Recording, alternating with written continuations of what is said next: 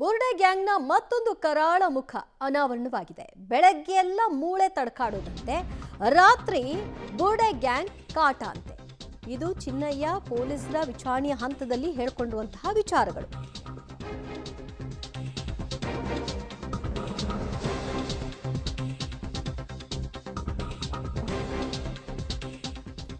ಬುರ್ಡೆ ಗ್ಯಾಂಗ್ನ ಮತ್ತೊಂದು ಕರಾಳ ಮುಖ ಒಂದೊಂದಾಗಿ ಅನಾವರಣ ಆಗ್ತಾ ಇದೆ. ಅದರಲ್ಲಿ ಇದು ಕೂಡ ಒಂದು. ಬೆಳಗ್ಗೆ ಮೂಳೆಗಳ ಹುಡುಕಾಟ, ಅದೇ ಗುಂಡಿ ತೋರಿಸಿದ್ನಲ್ಲ ಅದು. ರಾತ್ರಿ ಬುರ್ಡೆ ಗ್ಯಾಂಗ್ನ ಕಾಟ ಯಾವ ರೀತಿ ಅಂದ್ರೆ, ಬುರ್ಡೆ ಗ್ಯಾಂಗ್ ಟಾರ್ಚರ್ಗೆ ಆರೋಪಿ ಚಿನ್ನಯ್ಯ ಬೇಸತ್ತು ಹೋಗಿದ್ದ. ಯಾವ ಸ್ಪಾಟ್ನಲ್ಲೂ ಏನೂ ಸಿಗದಿದ್ದಾಗ ಬುರ್ಡೆ ಗ್ಯಾಂಗ್ ಟಾರ್ಚರ್ ಇಡ್ತಿತ್ತಂತೆ. ನಿನ್ನಿಂದ ಏನೂ ಸಿಗ್ಲಿಲ್ಲ ಅಂತ. ಚಿನ್ನಯ್ಯಗೆ ಊಟೋಪಚಾರ, ವಾಸ್ತವ್ಯ ಎಲ್ಲವನ್ನೂ ಕೂಡ ಚೆನ್ನಾಗೇ ನೋಡ್ಕೊಂಡಿತ್ತು ಗ್ಯಾಂಗ್.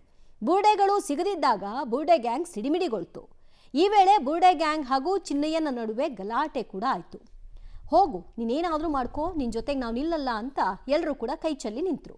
ಕೊನೆಗೆ ಆತ ಸಿಕ್ಬಿದ್ದ. ಈಗ ಎಲ್ಲರ ಹೆಸರುಗಳನ್ನ ಹೇಳ್ತಾ ಇದ್ದಾನೆ.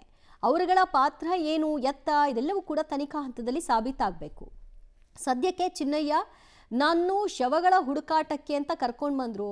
ಹುಡುಕಾಡಿ ಏನೂ ಸಿಗದಿದ್ದಾಗ ಕೊನೆಗೆ ನನಗೆ ವಿಪರೀತವಾಗಿ ಕಾಟ ಕೊಡ್ಲಿಕ್ಕೆ ಶುರು ಮಾಡಿದ್ರು ಅಂತ ಹೇಳ್ಕೊಂಡಿದ್ದಾನೆ. ಈಗ ಆತನನ್ನ ಕರ್ಕೊಂಬಂದು ನಾನು ಹೇಳ್ದಂಗೆ ಮಾಡು ಅಂತ ಕೈಗೊಂದು ಬುರ್ಡೆ ಕೊಟ್ಟು ಬುರ್ಡೆ ಬಿಡಿಸಿದ್ರು.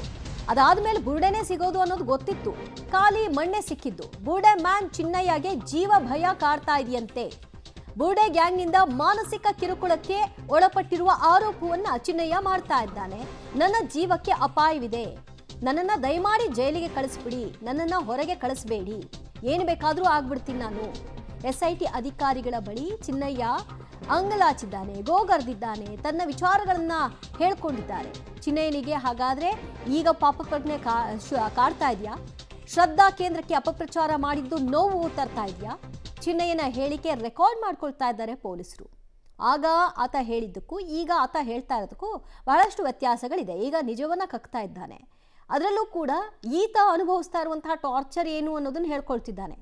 ಇಲ್ಲಿಯವರೆಗೂ ಧರ್ಮಸ್ಥಳದ ಕುರಿತಾಗಿ ಅಪಪ್ರಚಾರ ಮಾಡಿದ್ದಾಯ್ತು, ಆ ಕ್ಷೇತ್ರದ ಭಕ್ತರ ಭಾವನೆ ಜೊತೆಗೆ ಆಟ ಆಡಿದ್ದಾಯ್ತು. ಈಗ ಅಸಲಿ ಪಾಪ ಪ್ರಜ್ಞೆ ಅಂತೆ, ಜೊತೆಗೆ ಜೀವ ಭಯ. ನನಗೆ ರಕ್ಷಣೆ ಕೊಡಿ ಅಂತ ಕೋರ್ಟ್ ಮುಂದೆ ಹೋಗಿ ಮಾಸ್ಕ್ ಹಾಕ್ಕೊಂಡು ಬಂದಿದ್ದ ರಕ್ಷಣೆ ಬೇರೆ, ಈಗ ಬೇಕಾಗಿರೋ ರಕ್ಷಣೆ ಈ ಗ್ಯಾಂಗ್ನಿಂದ.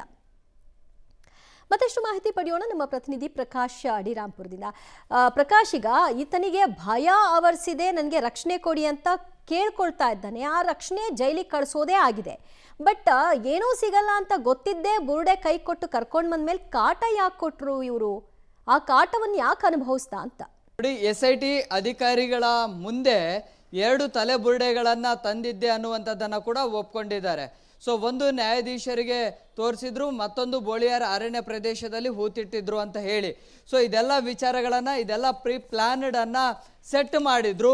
ಅದರಲ್ಲಿ ಯಾವ್ಯಾವ ಗುಂಡಿಗಳಲ್ಲಿ ಹೇಗೆ ಆ ತಲೆಬುರುಡೆಗಳು ಪತ್ತೆ ಆಗಬೇಕು ಅನ್ನುವಂಥದ್ದನ್ನು ಕೂಡ ಒಂದು ಪ್ಲಾನ್ ಅನ್ನ ಮಾಡಿಕೊಂಡಿದ್ರು. ಸೊ ಬೋಳಿಯಾರ್ ಅರಣ್ಯ ಪ್ರದೇಶದಲ್ಲಿ ಕೂಡ ಒಂದು ತಲೆಬುರುಡೆಯನ್ನ ಅಲ್ಲಿ ಹೂತಿಟ್ಟಿದ್ರು. ಅದನ್ನ ಮೊದಲಿಗೆ ಹೊರ ತೆಗಿಬೇಕು, ಒಂದು ಹೊರ ತೆಗೆದ್ರೆ ಅದರ ಸ್ವರೂಪ ದೊಡ್ಡ ಮಟ್ಟದಲ್ಲಿ ಹಬ್ಬಿಕೊಳ್ಳುತ್ತೆ ಅನ್ನುವಂತಹ ಒಂದು ಪ್ಲಾನ್ ಅನ್ನ ಕೂಡ ಮಾಡಿಕೊಂಡಿದ್ರು. ಆದರೆ ನೇರವಾಗಿ ಆ ಒಂದು ಪಾಯಿಂಟ್ಗೆ ಹೋಗಿರಲಿಲ್ಲ. ಬೇರೆ ಬೇರೆ ಪಾಯಿಂಟ್ಗಳಲ್ಲಿ ಶೋಧ ಕಾರ್ಯ ಆಯಿತು, ಅಲ್ಲಿ ಎಲ್ಲಿಯೂ ಕೂಡ ಸಿಕ್ಕಿರಲಿಲ್ಲ. ಸೊ ಆ ಕಾರಣಕ್ಕಾಗಿ ಒಂದು ತಲೆಬುರುಡೆ ಕೂಡ ಸಿಗ್ಲಿಲ್ಲ. ಇಷ್ಟೆಲ್ಲ ಗುಂಡಿಗಳನ್ನ ಅಗೆದ್ರು ಅಂತ ಹೇಳಿ ಸೊ ಒಂದು ರೀತಿಯಲ್ಲಿ ಈ ಆರೋಪಿ ಚೆನ್ನನ ವಿರುದ್ಧ ಒಂದು ರೀತಿಯಲ್ಲಿ ಸಿಟ್ಟಾಗ್ತಾರೆ, ಆಕ್ರೋಶಗೊಳ್ಳುತ್ತಾರೆ. ಆ ಸಂದರ್ಭದಲ್ಲಿ ನಿನಗೆ ಊಟ ಉಪಚಾರ ವಾಸ್ತವ್ಯ ಎಲ್ಲ ರೀತಿಯ ವ್ಯವಸ್ಥೆಗಳನ್ನ ಮಾಡಿದ್ರು ಕೂಡ ಒಂದೇ ಒಂದು ತಲೆಬುರುಡೆ ಕೂಡ ಪತ್ತೆ ಆಗ್ತಾ ಇಲ್ಲ. ಎಲ್ಲೋ ಒಂದು ಕಡೆ ಈ ಆಪರೇಷನ್ ಫೇಲ್ಯೂರ್ ಆಗ್ತಾ ಇದೆ ಅನ್ನುವಂತಹ ಆತಂಕ, ಭಯ ಕೂಡ ಈ ಬುರ್ಡೆ ಗ್ಯಾಂಗ್ಗೆ ಗೊತ್ತಾಗುತ್ತೆ. ಆ ಸಂದರ್ಭದಲ್ಲಿ ಈತನ ವಿರುದ್ಧ ಕೂಗಾಡೋದು, ಚೀರಾಡೋದು, ಬೈಯೋದು, ಈತನಿಗೆ ಏನೆಲ್ಲ ವ್ಯವಸ್ಥೆಗಳನ್ನ ಮಾಡ್ತಾ ಇದ್ರಲ್ಲ ಅದೆಲ್ಲವನ್ನ ಕೂಡ ಹಿಂಪಡಿತಾರೆ. ಸೊ ಆ ಸಂದರ್ಭದಲ್ಲಿ ಗಲಾಟೆಗಳ ಆದಂಥ ಸಂದರ್ಭದಲ್ಲಿ ಆತನ ಬಳಿ ಇದ್ದಂತಹ ಮೊಬೈಲ್ ಅನ್ನ ಕೂಡ ಇಸ್ಕೊಳ್ತಾರೆ, ವಾಪಸ್ಸನ್ನ ತೆಗೆದುಕೊಳ್ತಾರೆ. ಸೊ ಹಾಗೆ ಅಲ್ಲಿಂದ ಆರಂಭ ಆಗಿರುವಂತಹ ಗಲಾಟೆ. ಸೊ ಎಲ್ಲೋ ಒಂದು ರೀತಿಯಲ್ಲಿ ಆತನಿಗೂ ಕೂಡ ಅಸಮಾಧಾನ ಇತ್ತು. ಇವರನ್ನ ನಂಬಿ ಬಂದೆ, ಆದರೆ ನನ್ನನ್ನು ನಡು ನೀರಿನಲ್ಲೇ ಬಿಟ್ಟರು, ನನ್ನನ್ನೇ ತಗಲಾಕ್ಸಿದ್ರು ಅನ್ನುವಂತಹ ಒಂದು ಅನುಮಾನಗಳ ಆಗ್ಲಿಂದನೇ ಶುರುವಾಯಿತು. ಸೊ ಆತನ ನಡವಳಿಕೆಗಳು ಮತ್ತೆ ಆತನ ವರ್ತನೆ ಅದೆಲ್ಲವೂ ಕೂಡ SIT ಅಧಿಕಾರಿಗಳಿಗೂ ಕೂಡ ಒಂದು ರೀತಿಯಲ್ಲಿ ಅನುಮಾನಾಸ್ಪದವಾಗಿ ಕಂಡು ಬರ್ತಾ ಇತ್ತು. ಆ ಕಾರಣಕ್ಕಾಗಿ ಆತನನ್ನ ವಶಕ್ಕೆ ಪಡೆದು ವಿಚಾರಣೆಯನ್ನ ನಡೆಸುವಂತಹ ಸಂದರ್ಭದಲ್ಲಿ ಇದೆಲ್ಲ ವಿಚಾರಗಳನ್ನು ಕೂಡ ಹೇಳಿದ್ದಾನೆ. ಸೊ ಆತ ಬೆಳಿಗ್ಗೆ ಸಮಯದಲ್ಲಿ ಈ ಗುಂಡಿಯನ್ನ ಅಗೆಯುವಂತಹ ಕಾರ್ಯ ಮುಗಿಸ್ಕೊಂಡು ನೇರವಾಗಿ ಈ ಬುರ್ಡೆ ಗ್ಯಾಂಗ್ ಅನ್ನ ಸೇರ್ತಾ ಇದ್ದ, ಅವರ ಜೊತೆನೆ ಇರ್ತಾ ಇದ್ದ. ನಾಳೆ ಏನು ಮಾಡಬೇಕು ಅನ್ನುವಂಥದ್ದನ್ನ ಬೂಸ್ಟ್ ಮಾಡ್ತಾ ಇದ್ರು, ಆ ಪ್ಲಾನ್ಗಳನ್ನು ಸೆಟ್ ಮಾಡ್ತಾ ಇದ್ರು. ಹೀಗೆ ಗುಂಡಿ ಅಗೆಯುವಂತಹ ಕಾರ್ಯಾಚರಣೆ ಏನಾಯ್ತಲ್ಲ ಅಷ್ಟು ದಿನ ಕೂಡ ಇಲ್ಲಿ ಮುಗಿಸ್ಕೊಂಡು ಅದೇ ಗ್ಯಾಂಗ್ ಅನ್ನ ಸೇರ್ತಾ ಇದ್ದ.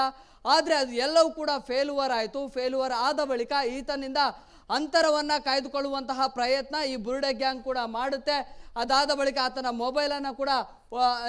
ಮೊಬೈಲನ್ನು ಕೂಡ ಕಸಿದುಕೊಳ್ತಾರೆ. ಕಸಿದುಕೊಂಡಿರುವಂತಹ ಮೊಬೈಲು ಆ ಬುರ್ಡೆ ಗ್ಯಾಂಗ್ನ ಸದಸ್ಯರಲ್ಲಿಯೇ ಇದೆ, ಆದರೆ ಈಗ ಸ್ವಿಚ್ಡ್ ಆಫ್ ಇದೆ. ಸೊ ಆ ಮೊಬೈಲ್ ಲೊಕೇಶನ್ ಅನ್ನು ಕೂಡ ಟ್ರೇಸ್ ಮಾಡುವಂತಹ ಪ್ರಯತ್ನಕ್ಕೆ SIT ತನಿಖಾಧಿಕಾರಿಗಳು ಕೂಡ ಮಾಡ್ತಾ ಇದ್ದಾರೆ. ಸೊ ಹೀಗೆ ಒಂದೊಂದು ಸ್ಫೋಟಕ ವಿಚಾರಗಳು ಈ ಒಂದು ತನಿಖೆಯ ವೇಳೆ ಹೊರ ಬರ್ತಾ ಇದೆ. ದಿವ್ಯಜ್ಯೋತಿ, ಥ್ಯಾಂಕ್ ಯು ಪ್ರಕಾಶ್, ನಿಮ್ಮೆಲ್ಲ ಮಾಹಿತಿಗೆ. ಕಥೆ, ಚಿತ್ರಕಥೆ, ನಿರ್ಮಾಣ ಮಾಡಿದಂತಹ ಈ ಸ್ಕ್ರಿಪ್ಟ್ ರೈಟರ್ಸ್ಗೆ ಅವರ ಕಥೆಯಲ್ಲೇ ಒಂದು ದೊಡ್ಡ ಯೂಟರ್ನ್ ಸಿಗುತ್ತೆ ಅಂತ ಗೊತ್ತಿರಲಿಲ್ಲ. ಆ ಯೂಟರ್ನೇ ಈಗ ಸತ್ಯ.